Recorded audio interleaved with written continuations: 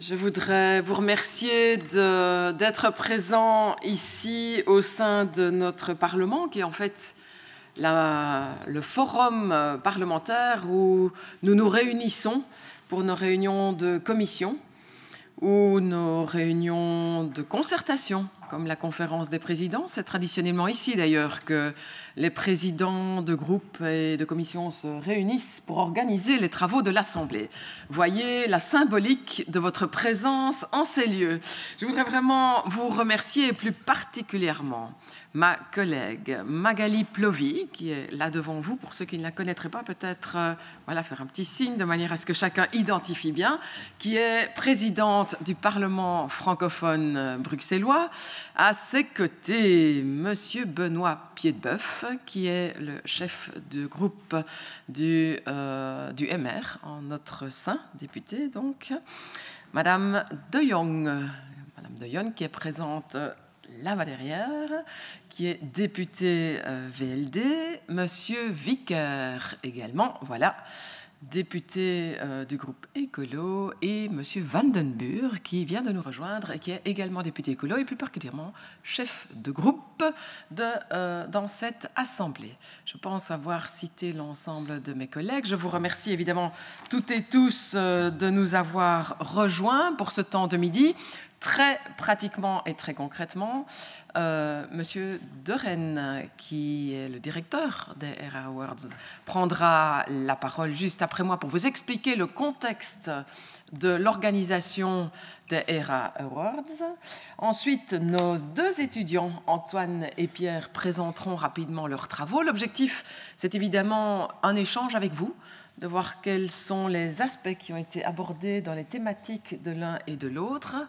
Et puis, après cette séance au sein de la salle, alors nous pourrons partager un sandwich ensemble et continuer les échanges.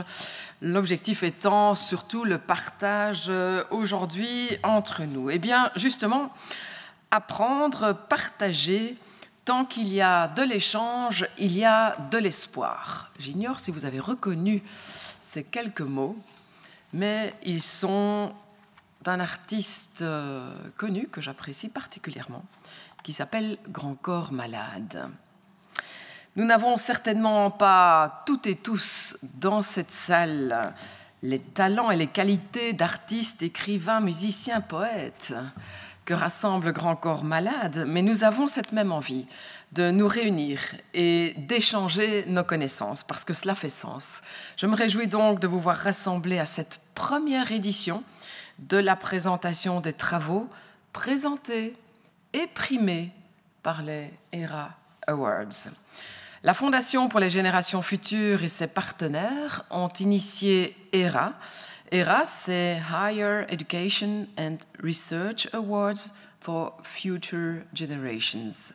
C'est un ensemble de prix, des prix d'excellence, avec la volonté d'encourager le monde académique dans la recherche de solutions innovantes et notamment, ce qui nous intéresse plus particulièrement, dans le domaine de l'innovation en termes de démocratie. L'initiative, et c'est une grande première, est soutenue par la Chambre des représentants et les autres parlements francophones de notre pays. Elle rappelle peut-être à largement demander à la Flandre peut-être de lancer le même type d'initiative, pourquoi pas. Et c'est fondamental, nous semble-t-il, parce que ces réflexions sont bouillonnantes. Elles vous seront présentées comme autant de réponses à la double difficulté que nous connaissons et que nous rencontrons chaque jour, à la fois la perte de confiance en nos institutions et cette volonté perpétuelle de l'efficacité du résultat que l'on attend des élus et des élus. Si pour ma part je suis convaincue par la démocratie représentative, il est cependant nécessaire de moderniser. Nous devons vraiment moderniser nos cénacles et les ouvrir toujours plus à l'ensemble de nos concitoyens. C'est ici l'objet du travail d'Antoine Herings, lauréat de l'édition 2021, qui va nous exposer son analyse sur les commissions délibératives et le dialogue citoyen permanent. Pierre Walkiers, aussi nominé en 2021, présentera son travail sur les discours scientifiques comme argument d'autorité. Il va proposer un cadre conceptuel pour appréhender la mobilisation des discours scientifiques dans les sphères politiques et juridiques, ainsi qu'une application dans le domaine biomédical. Sans conteste, avec l'époque post-pandémie que nous connaissons, le sujet est évidemment toujours d'actualité. Nous avons tous vu l'instrumentalisation du discours scientifique lorsque nous devions apporter des mécanismes de gestion dans le cadre de la crise sanitaire. La recherche est ainsi essentielle à la production de nouvelles connaissances pour mieux comprendre le monde qui nous entoure et surtout, et c'est notre rôle de parlementaire, d'identifier des solutions, des clés pour l'améliorer, y compris en notre propre fonctionnement politique. Ces travaux, en tout cas, c'était mon impression en écoutant la remise des trophées, eh bien, cela donne un vent d'optimisme. Cela donne l'idée que la société de demain sera bien prise en compte par la jeune génération. Je vous souhaite en tout cas autant d'enthousiasme et de belles découvertes, de riches échanges avec nos deux nominés et lauréats. Et je passe immédiatement la parole à Benoît Derem. Merci, Madame la Présidente. Et comme plus le temps passe, plus je vois à quel point les partenaires, les membres du jury, les lauréats de la Fondation prennent la parole presque mieux que nous. Nous sommes juste là pour la mettre en valeur et ce que vous avez dit aujourd'hui est tout à fait en droite ligne avec ce que nous sommes depuis de très nombreuses années en matière de démocratie. Bienvenue à toutes et toutes, présidentes, députés, volksvertegenwoordigers, membres du jury, amis et partenaires. Welkom op deze presentatie van de werken die in 2022 door de ERA Award Sustainable Democracy bekroond werden. Merci bien sûr pour votre présence.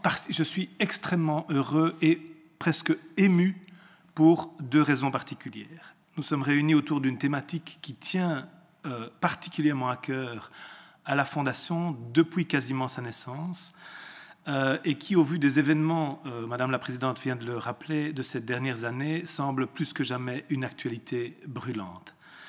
Je voudrais aussi remercier la Chambre, bien sûr, en particulier sa présidente, pour l'accueil réservé aujourd'hui à nos primés des ERA Awards, Sustainable Democracy, parce que ça permet à ces jeunes de partager leurs idées en direct avec vous. C'était un peu notre rêve ultime quand Marianne et moi sommes montés à l'assaut des parlements. Alors c'était une attaque très positive et très inclusive, puisque nous voulions en fait faire en sorte que plusieurs parlements se mobilisent autour d'un nouveau prix en matière d'innovation démocratique. Et ce fut réussi. 5 parlements aujourd'hui sont autour de ce prix et donc c'est une symbolique très forte. Pour l'instant, vous le savez, ce prix, pour nous en tout cas, ce prix sera décerné pendant de nombreuses années encore, comme tous ceux que nous décernons déjà, et il a pour vocation de stimuler l'enseignement et la recherche chez nos jeunes dans ce domaine crucial. En outre, et Madame la Présidente l'a évoqué, nous espérons pouvoir le déployer également au sein des universités néerlandophones dans les prochaines années, puisque le destin des ERA Awards, c'est un destin qui pourrait très bien être des deux côtés de la frontière linguistique. Il s'agit d'un prix décerné par la Fondation avec les soutiens de partenariats tout à fait inédits, je l'ai dit, de 5 parlements. 2 500 € sont offerts en valorisation aux lauréats, mais surtout, il récompense des mémoires de niveau master qui adoptent cette approche systémique à 360 degrés que nous avons mis en place à la Fondation, propre à un développement soutenable pour faire avancer la réflexion et ou les pratiques liées à la démocratie délibérative et plus généralement à toute forme d'innovation démocratique. Il s'adresse prioritairement aux étudiants et aux jeunes diplômés de Sciences Po, de droit, de philosophie et de sociologie, même si la liste n'est évidemment pas exhaustive. Je me permets de vous parler un tout petit peu de la Fondation pour les générations futures, qui est une fondation d'utilité publique qui a été fondée en 1998, qui est pluraliste, indépendante et dont les activités ont lieu dans les 3 régions du pays.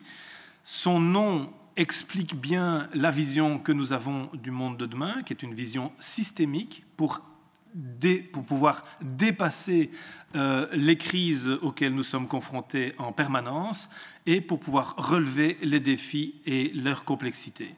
Cette vision à 300 degrés, qui est une vision systémique, elle intègre ce que nous appelons généralement les 4 P, People, Planet, Prosperity, Participation, c'est-à-dire 4 dimensions essentielles des objectifs de développement durable auxquels la Belgique a souscrit par ailleurs. Bien sûr, nous faisons confiance plus particulièrement aux jeunes pour arriver à faire émerger ces nouvelles idées et de nouvelles solutions pour transformer le monde de demain. Dans ce cadre-là, aujourd'hui, la Fondation soutient à différentes étapes de leur parcours une centaine de jeunes par an qui représentent des dizaines de recherches et des dizaines de projets d'entrepreneurs sociétaux qui concrétisent ces nouvelles idées. La Fondation est vue comme une plateforme philanthropique transformatrice puisqu'elle s'appuie principalement sur des dons et legs, mais aussi sur des partenariats privés et publics comme celui que nous avons réuni aujourd'hui autour du prix sur l'innovation démocratique. Bien sûr, les ERA Awards sont parmi nos actions le premier stade, celui où nous soutenons l'émergence de nouvelles idées et de nouvelles innovations pour demain. Ces prix, c'est tout un programme aujourd'hui, puisqu'il comporte plus de 12 prix de master et 2 prix de thèse doctorale, et il couvre des domaines très divers, bien sûr, dont celui qui nous occupe aujourd'hui.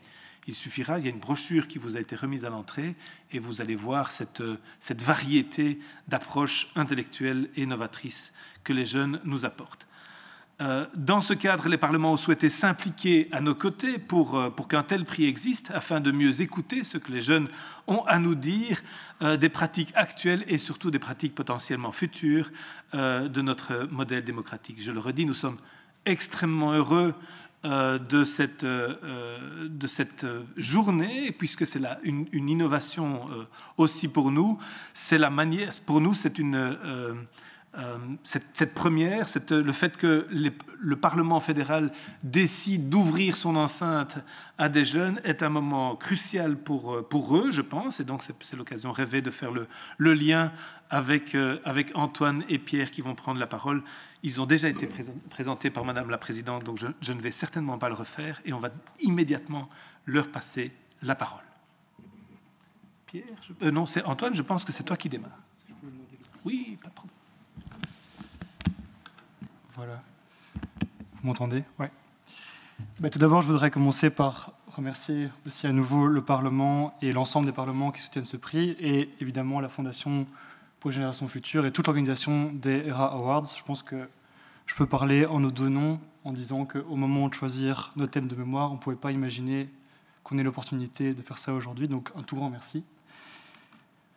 Donc voilà. Dans mon mémoire, j'ai analysé 2 mécanismes de démocratie délibérative, les commissions délibératives d'une part et le dialogue citoyen permanent d'autre part. Et la question que je me pose dans mon mémoire, c'est est-ce que ces mécanismes donnent une place aux citoyens dans la délibération parlementaire?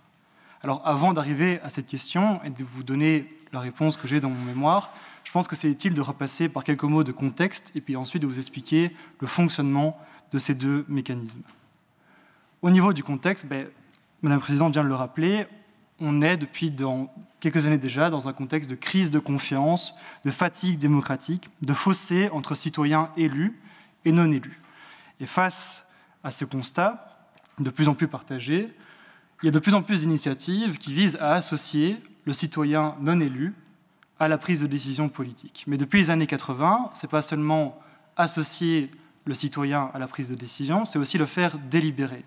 Ce qui compte, ce n'est pas tellement la prise de décision en tant que telle, mais l'échange de volonté qui précède la décision. Pour le dire autrement, une décision légitime est une décision délibérée par tous et toutes. Et c'est dans ce contexte que la Belgique a introduit, en 2019-2020, de nouveaux mécanismes de démocratie délibérative, très novateurs sur le plan mondial, mais en Belgique, évidemment aussi très novateurs, que sont donc les commissions délibératives et le dialogue citoyen permanent. Les commissions délibératives ont donc été introduites dans différents parlements en Belgique, l'Assemblée de la COCOF, de la COCOM, de la région de Bruxelles-Capitale et le Parlement wallon. Et le dialogue citoyen permanent a été introduit en communauté germanophone. Alors en Belgique, ces mécanismes sont particulièrement novateurs car c'est la première fois que de tels mécanismes sont ancrés juridiquement, dans des textes juridiques, par des assemblées parlementaires. Alors, comment fonctionnent ces deux mécanismes ? Mais globalement, ils suivent le même déroulé, le même processus, mais il y a une grosse différence sur laquelle je dois d'abord insister, c'est que les commissions délibératives sont composées de manière mixte, c'est-à-dire de parlementaires et de citoyens tirés au sort. Donc, dès le début du processus, les citoyens et les parlementaires discutent ensemble, délibèrent ensemble, tandis que pour le dialogue citoyen est composé exclusivement de citoyens tirés au sort. Donc, au niveau du déroulé, on a 3 grandes phases. La première phase, c'est la phase d'initiation. On lance le processus, ça peut se faire sur initiative citoyenne ou parlementaire du côté des commissions délibératives, et donc uniquement sur initiative citoyenne du côté du dialogue citoyen. Deuxième grande phase, la phase de délibération et de formulation des recommandations. Dans cette seconde phase, les parlementaires et les citoyens, ou uniquement les citoyens, arrivent à formuler des recommandations. Ces recommandations sont non contraignantes. Donc, les parlementaires peuvent ou non les adopter et en faire un projet de loi, un projet de décret, un projet d'ordonnance. Ils sont libres de faire ça. Mais la troisième phase, par contre, les différents textes juridiques contraignent les parlementaires à assurer un suivi aux recommandations. Un suivi qui consiste globalement, pour les deux, à expliquer si oui ou non les recommandations seront mises en œuvre. Ils peuvent dire non, mais sans l'expliquer. Et s'ils décident de mettre en œuvre, expliquer comment ça sera mis en œuvre et assurer un suivi par la suite. Ça, c'est pour le déroulé global des deux processus. Je voulais juste faire un petit point sur où on en est maintenant au niveau de ces deux mécanismes. Qu'est-ce qui s'est passé depuis 2019-2020 ? Au niveau des commissions délibératives, on en a 5 qui ont déjà été clôturées, tout à Bruxelles. Le Parlement wallon, ça n'a pas encore été lancé. Et on en a une qui est actuellement en examen, qui est issue d'une suggestion citoyenne sur les nuisances sonores liées aux motos et aux scooters. Donc un citoyen a déposé cette suggestion-là, et pour l'instant, le Parlement se réunit pour savoir si oui ou non ils vont former la commission délibérative sur ce thème. Au niveau du dialogue citoyen, il y a eu 4 processus, un qui a été entamé et 3 qui sont plus ou moins clôturés, un qui est totalement clôturé sur les soins médicaux, 2 autres qui sont en cours d'examen, en cours d'évaluation, et un donc qui va être lancé très prochainement, en octobre, sur les compétences numériques. J'en arrive donc à ma question que j'examine dans mon mémoire. Est-ce que ces deux mécanismes donnent une place aux citoyens tirés au sort dans la délibération parlementaire ? Pourquoi se poser cette question-là ? Il y a un enjeu très important que j'ai rappelé en début d'exposé, c'est qu'on est face à une crise de confiance. Les parlementaires, en instituant ces deux mécanismes, essayent de remédier à cette crise de confiance. Donc il s'agit pour moi au moins d'assurer sur le plan juridique que ce que les citoyens font dans ces mécanismes sera suivi et mis en œuvre potentiellement, mais d'assurer au moins un suivi, une prise en compte de ce qui est fait par les citoyens.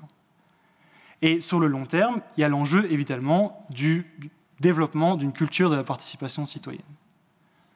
Alors, si je me pose cette question-là, on peut y répondre plus ou moins facilement en lisant simplement les textes. Si on lit simplement les textes juridiques, les citoyens ont une place avec ces deux mécanismes dans la délibération parlementaire. Ils peuvent délibérer avec les parlementaires, proposer des recommandations. Les parlementaires sont obligés d'assurer un suivi. Ça, pour moi, c'est si on lit, entre guillemets, simplement les textes. Si, en revanche, on fait une analyse juridique, et j'insiste que c'est une analyse juridique, il y a moyen de faire d'autres analyses, il y a d'autres sciences qui peuvent s'impliquer là-dedans, mais si on fait une analyse juridique de ces textes, pour moi, la réponse est plus nuancée pour 2 raisons.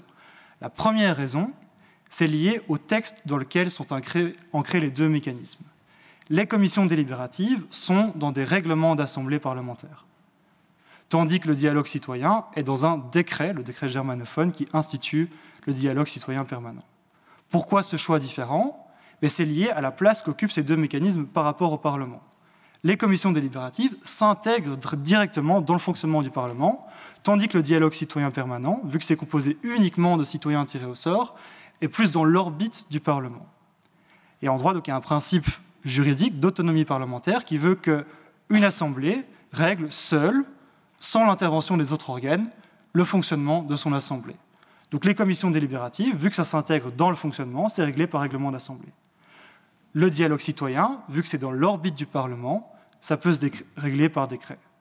La limite toutefois des règlements d'assemblée, c'est que si on veut donner des droits ou imposer des obligations à des personnes extérieures au Parlement, il faut un texte législatif. Il faut que le législateur intervienne. Et pour les commissions délibératives, qui sont entièrement dans des règlements d'assemblée, on peut se poser la question, qu'est-ce qu'on fait avec les obligations qui sont dedans? Est-ce que les citoyens ont des droits avec ces textes-là, de règlements d'assemblée? Est-ce que, la double face de ça, les parlements et les parlementaires ont des obligations, oui ou non? Le Conseil d'État a plus ou moins répondu à la question dans un avis sur un mécanisme similaire en disant qu'une obligation à l'attention du Parlement consacrée dans un règlement parlementaire s'analyse en définitive en un ordre que l'Assemblée parlementaire s'adresse à elle-même et dont elle demeure maître. Donc, dit simplement, sur le plan juridique de nouveau uniquement, ce qu'il y a dans les règlements d'Assemblée, c'est surtout des formulations d'intention. Ça dépend surtout de la bonne volonté politique. Est-ce que les parlementaires au niveau bruxellois et wallon mettent en œuvre ou non, assurent un suivi ou non? Juridiquement, il n'y a pas d'obligation. En tout cas, c'est une obligation que le Parlement se donne à lui-même. En revanche, pour le dialogue citoyen, là, c'est dans un décret, c'est dans un texte législatif, et on peut analyser les droits et les obligations qui sont pour les parlementaires dans ce texte-là comme de véritables obligations, pas simplement une déclaration d'intention.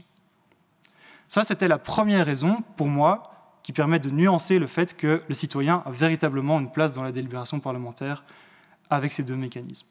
La deuxième raison, c'est lié au fait, à l'analyse qu'on peut faire de ces obligations par rapport à la Constitution.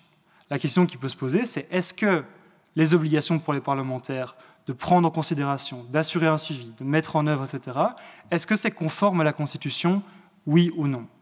Pour faire simple, le Conseil d'État, dans le même avis, a répondu non. Pour faire simple, je synthétise ici. En tout cas, sans changement constitutionnel, il est difficile de dire que les obligations procédurales pour le Parlement sont conformes à la Constitution. Et tout ça, on peut mettre dans un contexte de développement de la participation citoyenne en Belgique, qui s'est fait relativement difficilement au niveau des référendums, etc. Et donc c'est la deuxième raison qui fait que pour moi, il faut nuancer la réponse. Si on lit les textes, oui, le citoyen a une place. Si on fait une analyse plus juridique, pour moi, il y a deux raisons qui nuancent. Et donc j'en arrive aux pistes d'évolution, aux pistes de solutions que j'essaie de proposer dans mon mémoire. Il y en a 4. Première, c'est la modification des textes actuels. On peut toujours modifier le décret ou les textes réglementaires d'assemblée sur les commissions délibératives pour les faire évoluer, pour les rendre plus efficaces, pour corriger certaines faiblesses. Il y a des discussions en ce moment même. Les mécanismes tels que je vous ai présentés aujourd'hui sont appelés à évoluer et peut-être à avoir des formes hybrides entre eux, à évoluer l'un vers l'autre. Première piste. Deuxième piste, c'est d'associer un droit qui, lui, est retenu, compris comme contraignant en droit belge, qui est le droit de pétition. Le droit de pétition a un ancrage constitutionnel et on admet qu'il puisse contraindre les parlementaires, même de manière procédurale. Troisième piste, je vous ai expliqué que c'est la Constitution qui semble bloquer au niveau juridique pour aller vraiment plus loin. Pourquoi ne pas la réinterpréter? Pourquoi ne pas considérer que cette Constitution permet le développement de mécanismes aussi novateurs qui pourraient contraindre les parlementaires? Il y a une doctrine assez minoritaire en Belgique qui soutient cette thèse-là. Et la quatrième piste, qui peut paraître la plus ambitieuse, c'est la modification de la Constitution. Pourquoi ne pas la modifier? Évidemment, vous le savez, ce n'est pas la première fois, ce n'est pas moi qui invente cette piste, ce n'est pas la première fois qu'elle est évoquée. Mais je pense que c'est intéressant de la replacer dans le contexte actuel et ce qui va se passer probablement dans les prochains mois ou dans les prochaines années. Vous le savez peut-être ou peut-être pas, il y a donc une plateforme de participation citoyenne qui a été lancée cette année en 2022, Un pays pour demain, qui a permis à plein de citoyens belges de formuler des recommandations à l'égard du fédéral et qui potentiellement va déboucher sur la formation de panels citoyens mixtes, de commissions délibératives qui vont débattre de ces recommandations-là.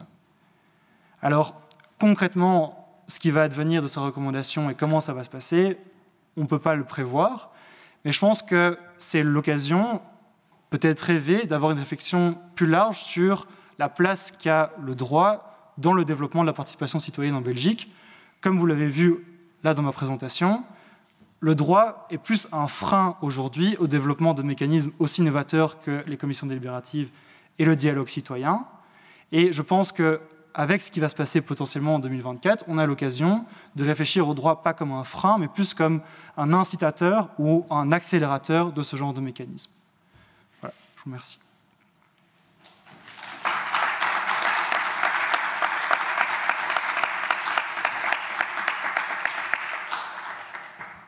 Merci beaucoup. On peut passer directement à la présentation du deuxième sujet. Pierre? Oui, merci beaucoup. Je souhaite aussi à mon tour remercier donc, la Fondation et la Chambre, mais aussi les parlements pour l'organisation de cet événement. Comme la présentation d'Antoine, donc, elle traite de la démocratie et des questions au sein même de ces processus délibératifs.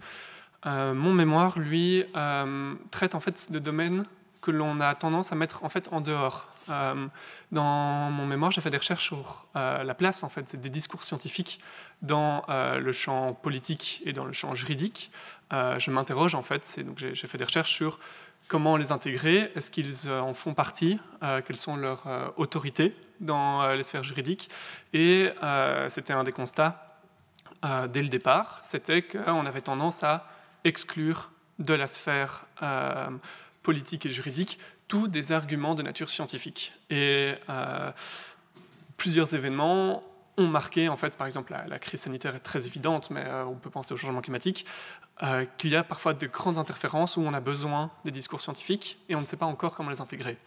Je vais faire ma présentation en 3 moments. La première va présenter, donc de manière plus générale et plus large, le contexte de mes recherches, la problématique, mes méthodes. Ensuite, on va voir, ça va être le mémoire en tant que tel, qui se divise en 2 champs, un cadre théorique et des cas d'études. J'en avais présenté un dans le domaine biomédical et j'avais aussi esquissé le cas des OGM. Je vais aussi faire un lien avec mon projet de doctorat qui traite aussi donc le régime de la sémence dématérialisée, donc en droit de l'environnement, où il y a à la fois donc, les questions scientifiques qui doivent s'intégrer dans les débats politiques et les débats juridiques. Donc la problématique générale, c'était l'analyse des arguments mobilisant l'idée de la science donc, comme quelque chose d'universel, objectif, neutre, externe, comme une sorte de discours de vérité, c'est le prisme selon lequel j'ai appréhendé les discours scientifiques, pour faire autorité en politique et en droit, qui, eux, de leur côté, sont considérés comme un monde subjectif, qui n'est pas neutre, qui est quelque chose d'extérieur. Et donc c'était ma question de recherche, c'était quels étaient les rôles, les fonctions et les risques liés à l'utilisation d'un argument scientifique en politique et en droit. Et c'était un des risques identifiés, c'était l'utilisation d'un argument scientifique pour présenter une vérité objective, quelque chose qui s'imposerait en fait aux chambres, qui s'imposerait aux décisions juridiques, et qu'on n'en discute en fait plus sur le champ politique et juridique. C'est vraiment une sorte de vérité qui s'impose et qu'on a en fait du coup un processus démocratique qui est complètement détourné par cette utilisation d'un argument considéré comme objectif. Ma méthodologie était la suivante, donc j'ai élaboré un cadre théorique interdisciplinaire qui mêle philosophie du droit, philosophie des sciences, mais aussi du coup de la technique juridique que j'ai après confronté à différents cas pratiques. Ces questions-là ont plusieurs implications. Tout d'abord, c'est une implication sur le point de vue de la théorie du droit, mais ça permet de repenser la distinction entre nature et politique, entre droit naturel et droit positif. Donc dans le début de mes recherches, j'avais noté que ces 2 concepts, donc à la fois du droit naturel et à la fois du droit positif, ne sont pas ou plus pertinents pour analyser les questions d'intégration des arguments scientifiques en politique et en droit. Parce qu'en fait, d'un côté, les discours scientifiques peuvent être une sorte de retour en droit naturel. C'est l'idée qu'une règle de droit ou une règle politique serait juste si elle est conforme à donc une loi divine, à la nature, à la raison. Et du coup, c'est un des chemins d'accès des vérités scientifiques pour rentrer dans le champ juridique. Et de l'autre côté, donc c'est quelque chose que je critique, mais de l'autre côté, les ressources du droit positif ne sont pas suffisantes non plus, parce qu'elles ont donc... avec le prisme du droit positif, on a tendance à appréhender le droit uniquement dans son aspect technique, qui ne concerne aucune valeur sociale. Or, cette distinction-là, en fait, surplombe et confirme la distinction entre positif, entre fait et valeur, entre nature et culture, et c'est quelque chose que, à nouveau, ne suffisait pas pour traiter de ces questions. Ça traite aussi donc, des problèmes hybrides, donc le Covid est un des cas les plus clairs, mais le réchauffement climatique en fait par exemple aussi partie. Les questions d'égalité et non-discrimination en font aussi partie. Ce sont des problèmes de grande envergure où on aura besoin d'utiliser des arguments scientifiques, mais qui ont tellement de conséquences sur le champ social, sur le champ sociétal, que à la fois on ne sait pas en fait les qualifier comme à la fois objet, à la fois sujet, et ces incertitudes scientifiques rentrent dans un champ où on a des grandes controverses, des grands impacts sociétals, et donc c'est assez difficile de les traiter. Ce concept d'hybride, je l'emprunte au philosophe Bruno Latour, qui permet en fait de traiter de ces distinctions entre à la fois choses mi-objet, mi-sujet, difficiles à traiter. Une autre implication est le concept donc, suffisant d'une vérité, dans mon cas scientifique, mais ça peut aussi concerner l'idée d'une vérité en général, en politique et en droit. Et dans mon mémoire, je propose plutôt le chemin d'une vérité scientifique en construction, donc, qui est le suivi d'une méthode, d'un processus de rectification qui doit être toujours donc, dans une dimension prospective, plutôt qu'une vérité objective, extérieure, et qui n'est jamais construite. Et je note aussi les rapports qu'il y a eu, mais qu'il y a toujours, et qu'on découvrira par la suite, entre la science et l'autorité, où plusieurs décisions, donc c'est l'idée des savoirs-pouvoir qu'avait noté Foucault, ou des relations entre le prescriptif et le descriptif de la philosophe Donna Haraway, mais c'est donc tous les rapports entre les discours de vérité qui, en fait, contiennent en eux des dimensions autoritaires. Et la dernière implication, c'est la distinction en fait, au grand discours d'une science moderne, objective, neutre, et en fait l'étude de la philosophie des sciences ou de la sociologie des sciences, qu'on appelle en action, qui démontre en fait que la science en action, telle qu'elle se fait, ne répond pas en fait aux prescrits philosophiques de cette science moderne telle qu'on peut la présenter ou telle qu'on peut la concevoir dans le champ politique et juridique. Donc là, on arrive au cœur du mémoire qui donc, s'attaque avec le cadre théorique. J'ai proposé plusieurs pistes et les premières sont donc notamment l'idée d'un choix d'une vérité en construction, où il y a plusieurs concepts philosophiques ou juridiques ou politiques qui peuvent nous aider, notamment le régime de vérité que je vais vous présenter un peu plus tard de Foucault, le concept de pluralisme de vérité ou de connaissance située.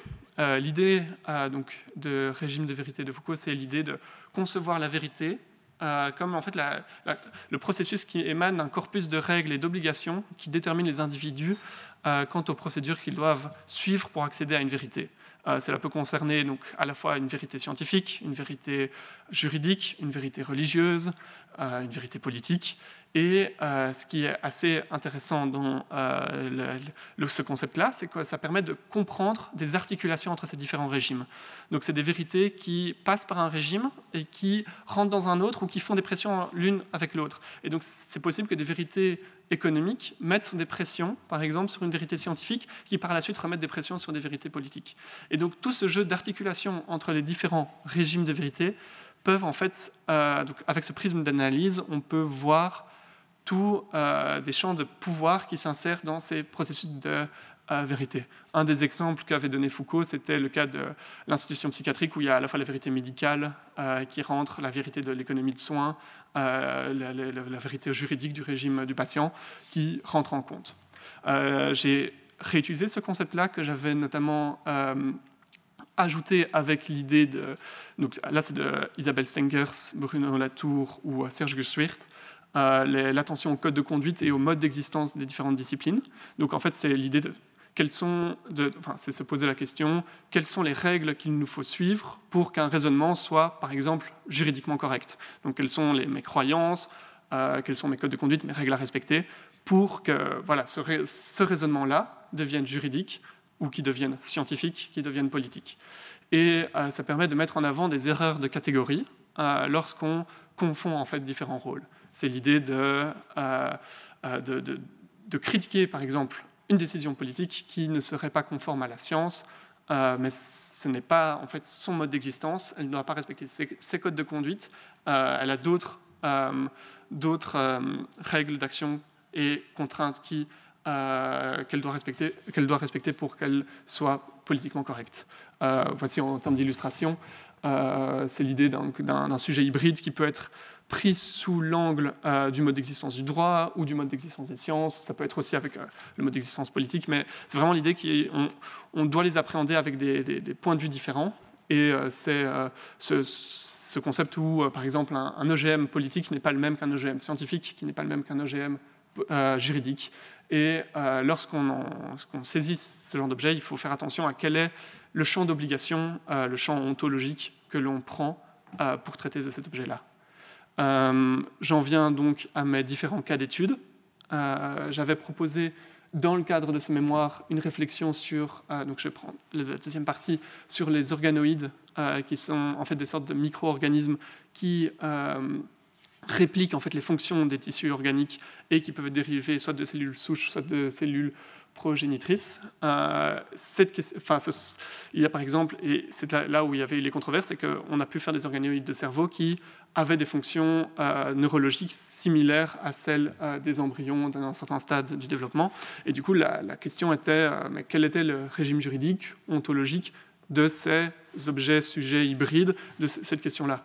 Et là-dessus, il y a eu, donc, on peut présenter des arguments politiques, mais c'est aussi une question juridique, c'est aussi une question politique. Et ça a été notamment un des sujets qui a été pris, donc ça c'était vraiment le cas d'étude principal de mon mémoire, mais qui a été pris en compte lors de la loi bioéthique française donc de 2021, et qui n'a finalement pas été traité dans le fond. Et dans mon mémoire, j'ai par exemple présenté tous les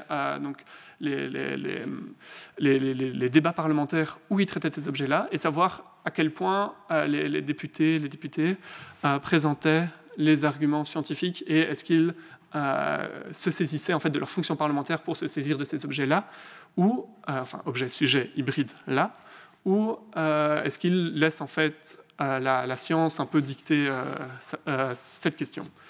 J'en avais conclu que dans ce cadre-ci, ou dans cette étude-ci, ils avaient vraiment analysé et régulé sans en fait tenir compte de ces questions scientifiques, et c'est quelque chose qui peut être, ça peut être non souhaitable d'un point de vue politique, mais c'est aussi intéressant de bien faire la distinction entre le rôle du politique et le rôle du scientifique.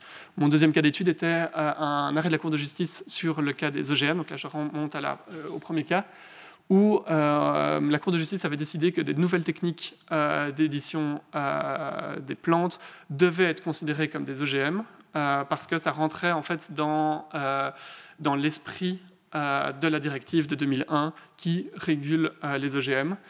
Ce jugement a été vivement critiqué par les acteurs économiques, politiques ou du secteur des OGM, considérant que c'était une technique scientifiquement différente et que donc ce jugement n'était pas conforme à la science. Et là, j'en avais conclu, donc en reprenant les travaux de Serge Gutwirth, que c'est un jugement de droit. Et donc, il doit respecter les conditions, les régimes de vérité, les codes de conduite d'un jugement en droit. Et donc, il peut se laisser guider par la science, c'est ce qu'on peut lui souhaiter, mais il ne doit pas se laisser... c'est pas la science qui doit décider, et il ne doit pas être scientifiquement correct, mais juridiquement correct. Et le dernier cas d'étude, c'est juste un petit écho, c'est le cas de mon sujet de doctorat que je vais commencer cette année, celui des données dématérialisées des semences. Donc, c'est toutes les données que l'on peut... dérivées, donc données informatiques des plantes, qui vont, de leur future importance, un peu chambouler l'économie et la sphère, tout le domaine de l'agro-industrie. Et on ne sait pas, en fait, où il y a une controverse, si ces données ne rentrent pas dans le champ d'application des traités sur les semences. Est-ce que ces données doivent être considérées comme des plantes en tant que telles, et donc toute la protection du régime juridique des semences doit s'y s'y appliquent, notamment l'accès et le transfert des bénéfices liés à ces données, ou alors c'est quelque chose de complètement extérieur, et du coup on n'a plus toute cette protection juridique. Et ma question de recherche va être si ces données dématérialisées des semences rentrent ou pas dans ce champ d'application, et notamment, dans ces questions-là, quels sont les arguments qui sont invoqués, et s'il y a des arguments scientifiques invoqués, quels sont un peu en fait leur rôle, fonction, et tout l'ensemble de biais qu'il y a derrière ces arguments scientifiques. J'en conclus du coup avec les 4 P de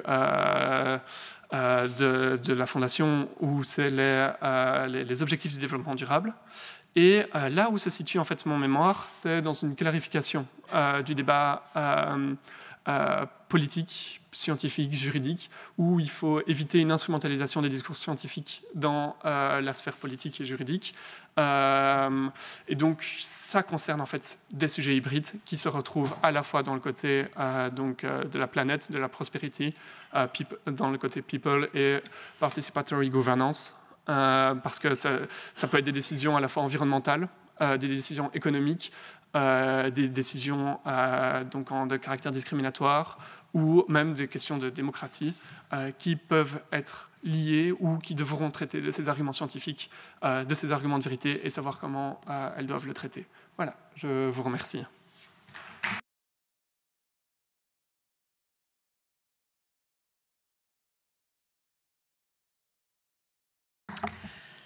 Voilà, la présentation étant maintenant terminée, je vous propose de passer un échange. Et donc, nos deux presque chercheurs, j'ai envie de dire, sont à votre disposition pour répondre à toutes les questions que vous souhaiteriez vous poser sur l'un et l'autre thème. Est-ce qu'il y a l'une ou l'autre question dans la salle? Oui, Madame Plovy. C'était par rapport à la dernière présentation et au dernier slide sur le fait qu'il ne faut pas instrumentaliser les arguments scientifiques.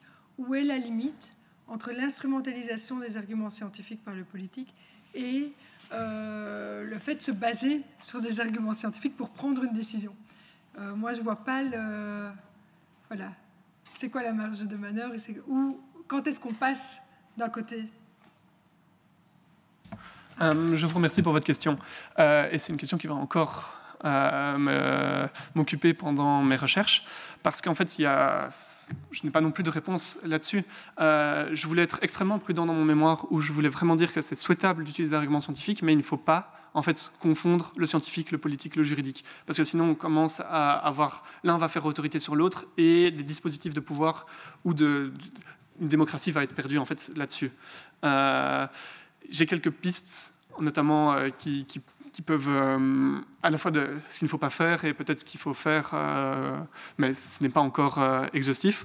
Un des cas d'instrumentalisation que j'avais noté, c'était dans le livre Les marchands de doute, où je n'ai plus les auteurs en tête, mais je pourrais les transférer par la suite, où l'industrie du tabac avait utilisé donc, dans les États-Unis, après les années 50, beaucoup d'études scientifiques pour semer le doute en fait, sur la nocivité ou pas du tabac. Et ça avait en fait ralenti le processus décisionnel pour petit à petit condamner l'utilisation du tabac. Et là, il y avait vraiment l'idée d'utiliser les mécanismes de la science, donc de dire tant qu'on ne sait pas, il ne faut pas utiliser de mesures. Peut-être que c'est ce produit-là, donc sur base d'études scientifiques, ont en fait ralenti une décision politique qui, en fait, l'objectif de cette industrie n'était pas non plus d'établir la vérité scientifique en soi, mais c'était de ralentir les législations ou les décisions qui allaient aller à l'encontre de leur industrie. Le deuxième code de bonne pratique, c'est celui que j'emprunte à donc, la philosophe Donna Haraway, qui parle de savoir situer. Donc c'est l'idée de, lorsqu'on invoque en fait non plus la science, mais un savoir en tant que tel, c'est se positionner par rapport à celui-ci. Donc se positionner d'un point de vue de genre, de classe, mais aussi par rapport à l'objet du savoir, et vraiment assumer le jeu quand on parle de science et d'établir en fait des liens entre le ou la chercheur et l'objet des connaissances pour pouvoir vraiment assumer ces liens en tant que tels. Et sans assumer ces liens-là ou sans les présenter, ça réamène en fait à l'idée d'une science objective, neutre, qu'on a découvert comme ça et que la décision ne dépend même plus de nous, il faut l'utiliser en politique. Donc vraiment, c'est quelque chose où je n'ai pas la réponse en tant que telle et ça va continuer à me travailler dans les années à suivre. Et il y a juste j'ai des extrêmes entre les deux. Mais voilà. Merci beaucoup. Merci beaucoup, Pierre. Monsieur Vicaire. Oui, moi je voudrais poser une question de nouveau à M. Walker, je suis désolé, M. Riggs. Mais voilà, on se souvient, moi je suis un scientifique et j'avais été scandalisé par un comportement politique. On se souvient que le rapport du GIEC avait été apporté en grande pompe à M. Trump, qui a reçu le rapport du GIEC. Il l'a mis sur le côté et il a dit « je n'y crois pas ». Comment, disons, opposer une vérité scientifique à une croyance qui est presque une croyance religieuse. Enfin, je veux dire, c'est une position qui est purement politique, où finalement la science se bute contre des gens qui ne veulent pas voir la vérité parce que ça les ennuie. Donc, quel comportement avoir ?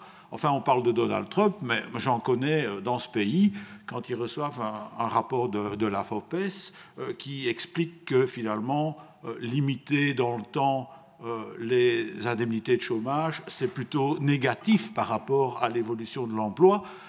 Ils mettent ça sur le côté et ils disent « je n'y crois pas, il faut limiter le chômage dans le temps ». Et donc, quelle est la position, comment prendre place, comment expliquer la position de la science par rapport à des croyances, finalement. C'est ça la question qui moi, me turlupine, je veux dire. Voilà, merci beaucoup. Merci beaucoup pour votre question. À nouveau, donc c'est de la recherche active, et donc ce que je vais vous répondre, ce sont peut-être des intuitions ou des débuts de recherche. J'ai l'impression que ça peut être un régime de vérité scientifique qui est présenté, mais qui va peut-être faire une erreur de catégorie parce que cette vérité va s'introduire, enfin, ou se présenter dans un mécanisme, enfin, dans une situation où c'est plutôt un mécanisme politique qui est en œuvre. Et donc, c'est l'intérêt que j'avais avec cette idée de régime de vérité, c'est qu'en fait, il y en a un aussi en politique. Et donc, c'est à savoir quels sont les codes de conduite, les règles que M. Trump, par exemple, doit suivre, pour lesquels, il va utiliser cette vérité-là. Et peut-être qu'on voit qu'il a son électorat, qu'il a sa carte politique, qu'il a ses intérêts derrière, et que, du coup, c'est un autre régime d'action.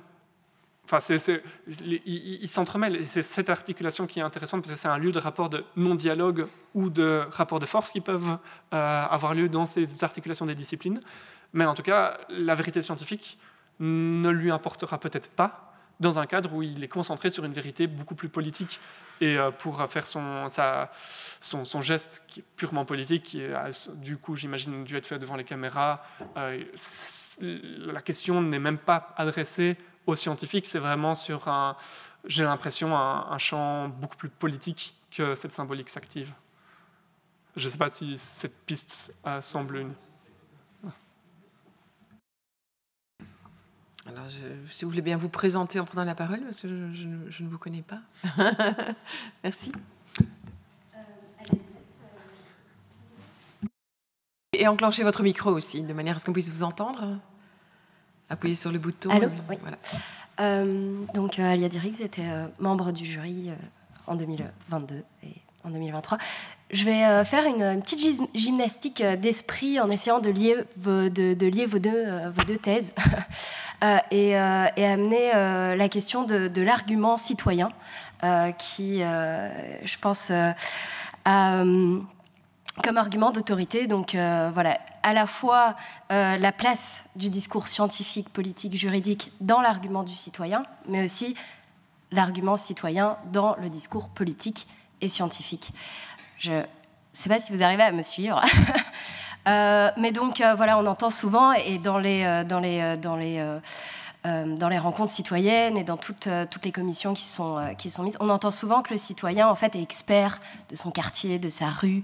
Et donc, il y a un espèce de jeu d'ambiguïté entre la position subjective de l'argument du citoyen et de le rendre objectif en quelque sorte, puisqu'on le place, on l'étiquette comme un expert également.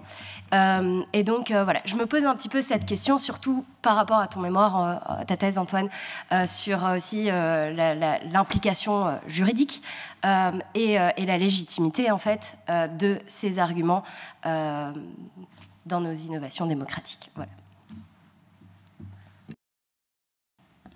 Merci beaucoup. C'est vrai que c'est une bonne liaison entre les deux.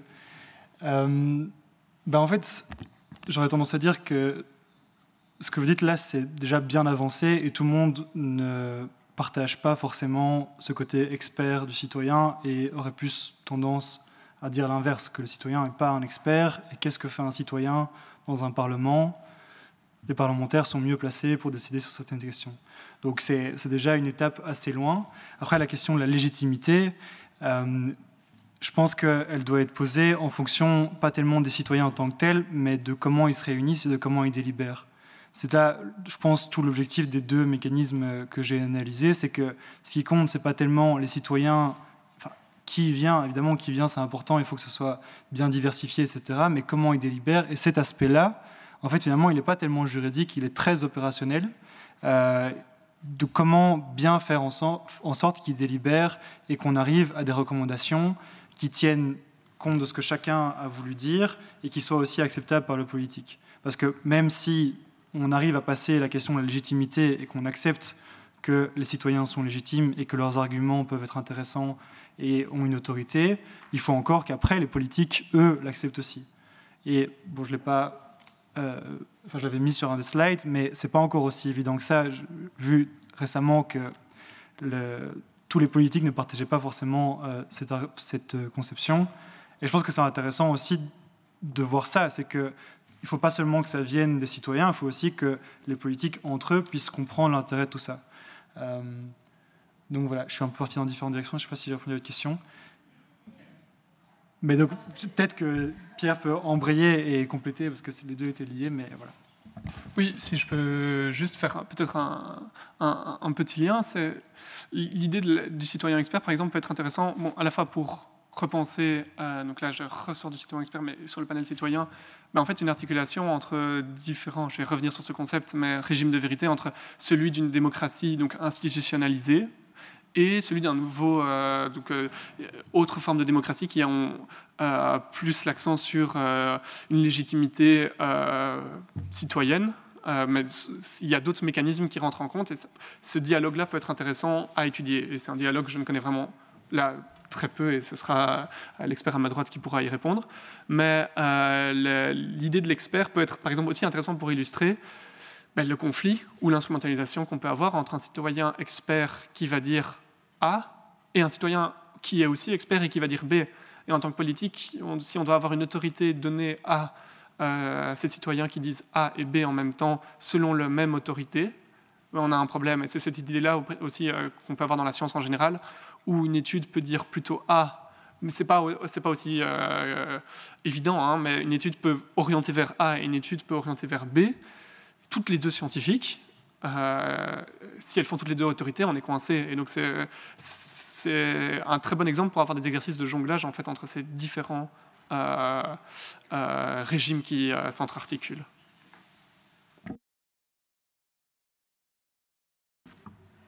Y a-t-il d'autres questions? Je vois Madame de Jong en puis Monsieur Pietbeuf. Ik weet niet of het een probleem is dat ik het in het Nederlands de vraag stel. Gaat dat lukken? Ja, het is vooral naar meneer Antoine Heenrichs. Ik moet zeggen, ik ben zelf persoonlijk een enorme grote voorstander van participatie. Dus ik denk dat het belangrijk is dat je met de burger in dialoog kan gaan over verschillende thema's. En ik ben wel onder de indruk van wat ik nu al gezien heb uit uw werk. Maar het voorstel kan ook in de praktijk soms op limieten botsen. In die zin, vaak wordt men bij participatie voor tegenstellingen gezet. Dus het ene of het andere. En dat versterkt ook belangengroepen om daar toch wel mensen tegen elkaar op te zetten. Dus er schuilt ook een stukje een gevaar. Ik kom uit een stad waar dat vaak voorvalt, waar we, de stad Nienhoven, ik ben burgemeester van de stad Nienhoven, en daar merk je dat er heel wat tegenstellingen mensen uit elkaar drijven in meningen. Dus ik vind het zeer goed dat die participatie voor de grote thema's, dat er kan zijn, ook op het niveau van de federale en de regionale overheden. Maar hebt u dat ook die link gelegd met de lokale overheden, gemeenten en steden?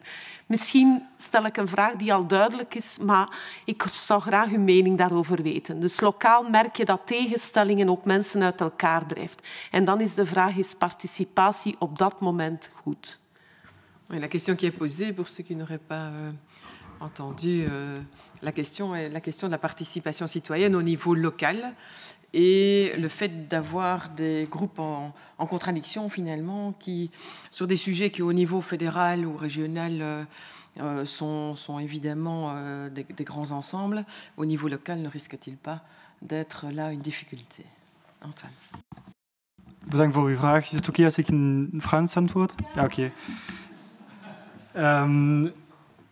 Mais donc oui, c'est une question qui est hyper intéressante parce que, donc, si j'ai bien compris, comment faire si déjà au niveau local ça s'oppose, une question déjà locale et qui existe au niveau national, comment faire au niveau national quand des plus grands groupes d'individus vont se confronter. Et je pense que, évidemment, je n'ai pas la réponse de ce qui va se passer potentiellement avec la plateforme Un pays pour demain, qui là, où on aura au niveau fédéral potentiellement aussi des groupes linguistiques qui vont discuter ensemble de très grandes questions de la Belgique.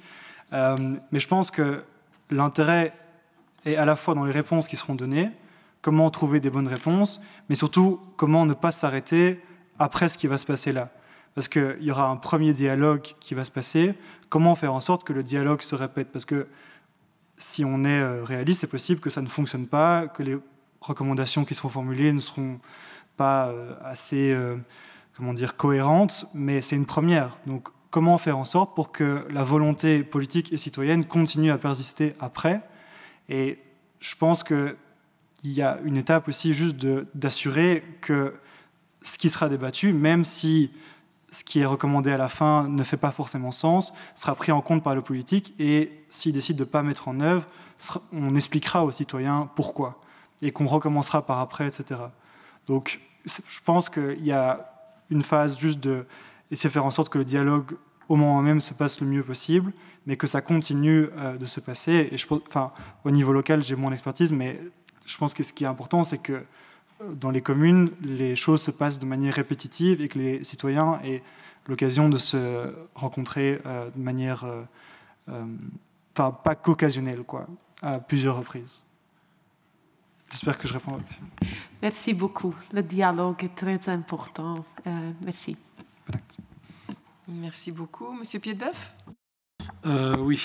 D'abord, je vous félicite tous les deux pour votre travail parce que ça nous fait réfléchir bien au-delà de ce qu'on fait d'habitude.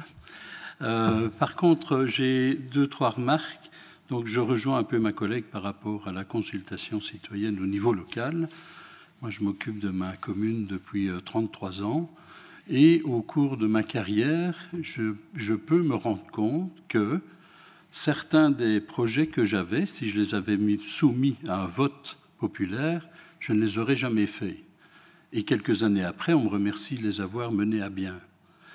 Donc, par rapport à la consultation citoyenne, j'ai toujours, en tout cas au niveau local, un peu de réserve, parce que l'intérêt de la démocratie locale, c'est, comme je le dis souvent, c'est qu'on prend les baffes en direct, et si on fait des bêtises, on ne les fait pas 2 législatures de suite. Au Parlement, c'est différent, et c'est un endroit où on parle énormément, dans tous les sens, et il faut reconnaître que parfois, peut-être que l'avis des citoyens pourrait être utile. Je me pose la question par rapport au tirage au sort des citoyens. Est-ce qu'on tire au sort tous azimuts, ou bien est-ce qu'on tire au sort dans ceux qui sont candidats à ce qu'on les tire au sort? Ça, c'est une première question. Et concernant votre collègue, ça rejoint aussi certaines des remarques qui ont été faites. Comment est-ce qu'on fait avec des avis scientifiques qui sont opposés, avec des vrais scientifiques, je vais le dire de façon péjorative, comme dans les magazines féminins, où il y a des successions d'avis, par exemple, sur le fait qu'on doit manger certaines choses ou pas, et qui se succèdent d'année en année, qui changent en fonction des courants. Et on a parlé de Trump par rapport au GIEC. C'est clair qu'il y a des scientifiques qui sont, on l'a vu aussi pendant la période Covid, il y a des scientifiques qui ont des arguments béton dans un sens et d'autres dans l'autre. Et le politique, lui, il doit se débrouiller avec ça. Et par ailleurs, il y a aussi au niveau de la Chambre, et on en a parlé à la dernière conférence des présidents, une liste des lobbies. Et dès que des noms de gens qui sont sur des lobbies arrivent dans un débat par rapport à un développement scientifique ou l'autre, hein, on jette l'anathème sur des grandes entreprises pharmaceutiques, etc.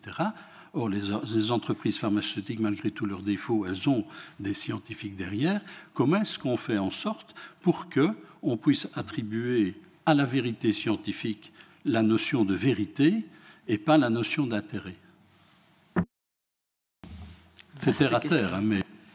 Vaste question, qui s'adresse d'abord peut-être à Antoine et puis Pipe. Oui, donc il y avait deux sous-questions, je vous remercie. Mais pour la première... je pense que... Enfin, je crois que je vais essayer de répondre avec un exemple.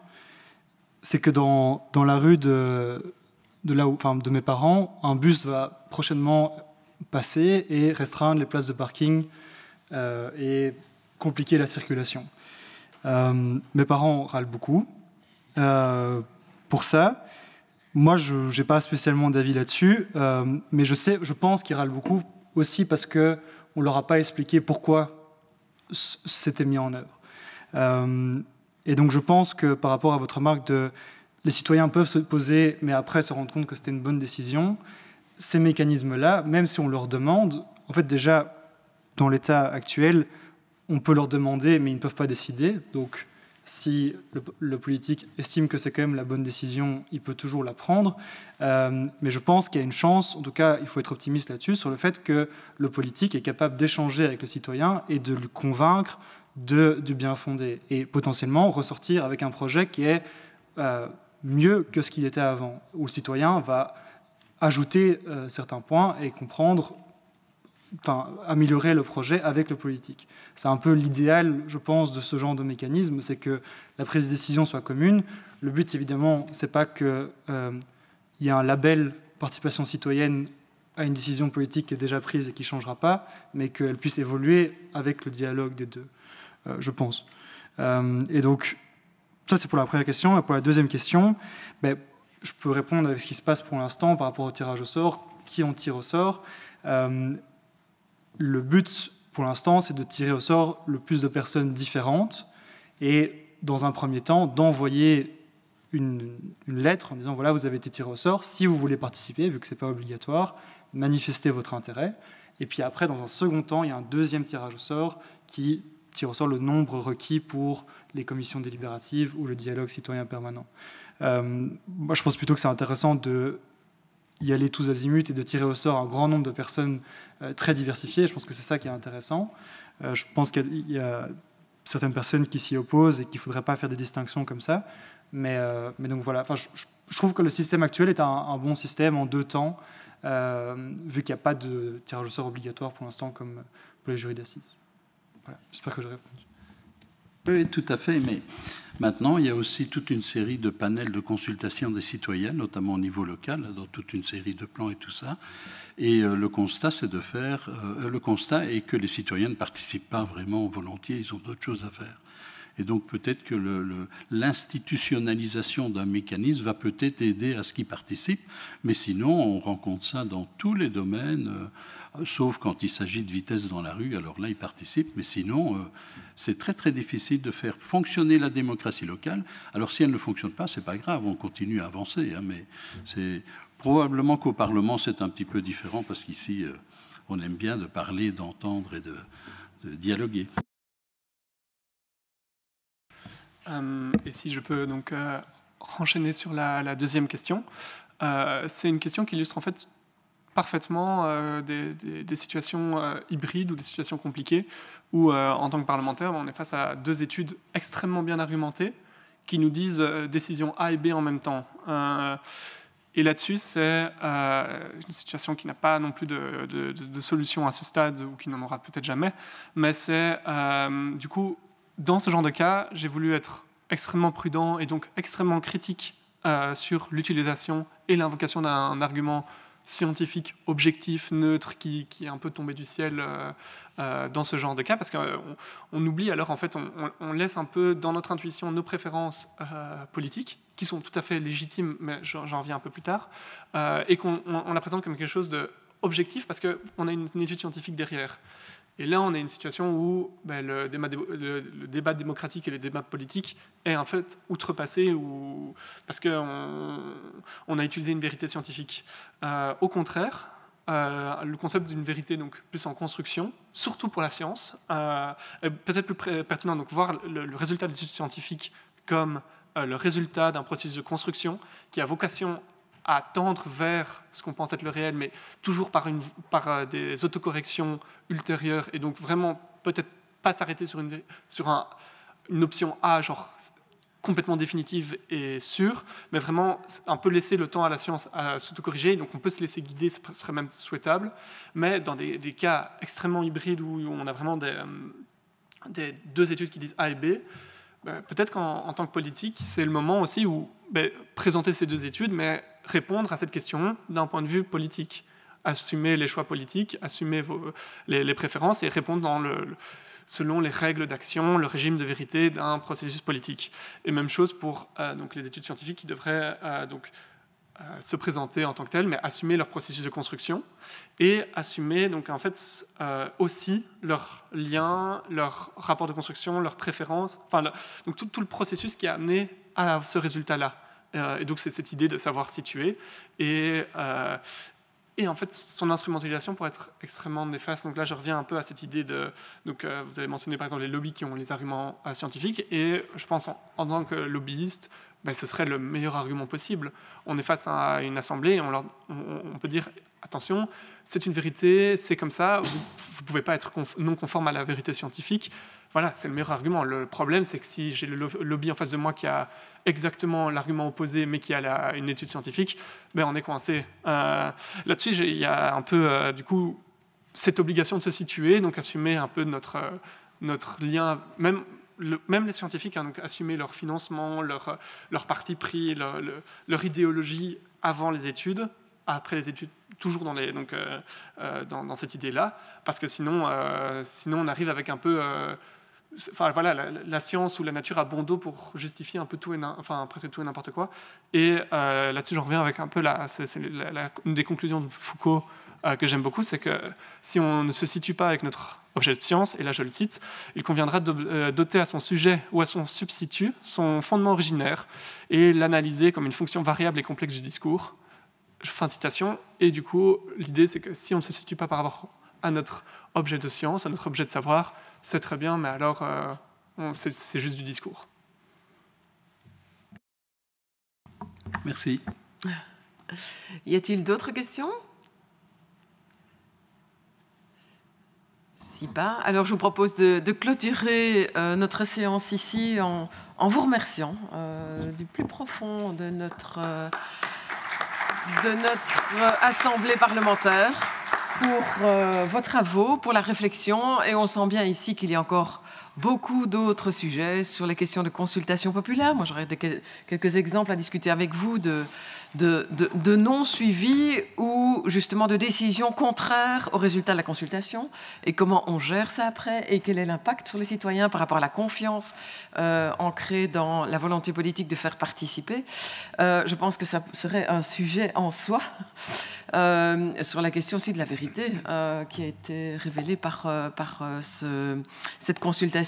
Et puis le droit de pétition que nous avons dans nos différentes assemblées, mais qui est utilisé distinctement, et ça vaudrait la peine de poursuivre les recherches pour évoluer vers la meilleure option possible du regard du citoyen. En tout cas, c'est ce qui nous intéresse, des citoyennes et des citoyens. Je vous remercie également d'avoir participé et vous convie alors à partager le sandwich ensemble et à vous rafraîchir après ce moment ensemble. Et puis peut-être aussi vous donner rendez-vous l'an prochain, si vous le souhaitez, pour une nouvelle édition des ERA Awards et remercier la Fondation pour les générations futures pour cette belle initiative. Merci à toutes et tous.